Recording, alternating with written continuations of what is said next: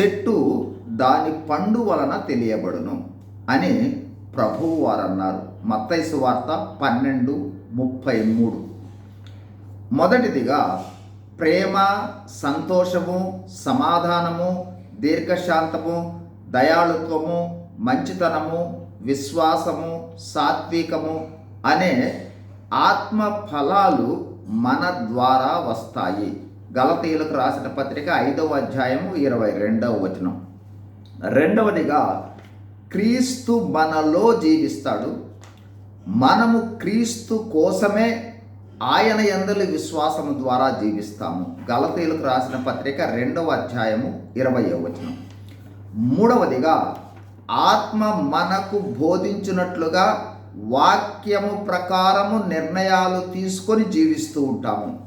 యోహాను సువార్త 16వ అధ్యాయము 13 నుండి 14 వచనాలు.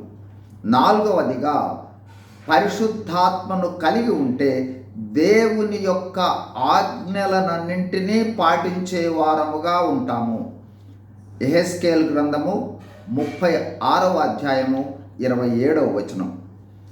ఐదవదిగా దేవుని శక్తి కలిగి దేవుని కోసము సాక్ష్యము కలిగి సాక్షులుగా జీవిస్తాం. అపోస్తుల కార్యములు 1వ అధ్యాయము 8వ వచనం. చివరిగా పాపాన్ని అసహ్యించుకునే వారంగా ఉంటాము.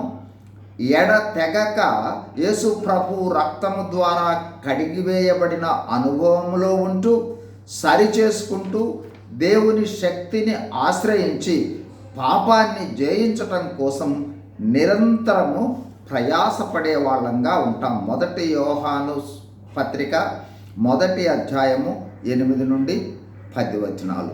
God bless you. Thank you.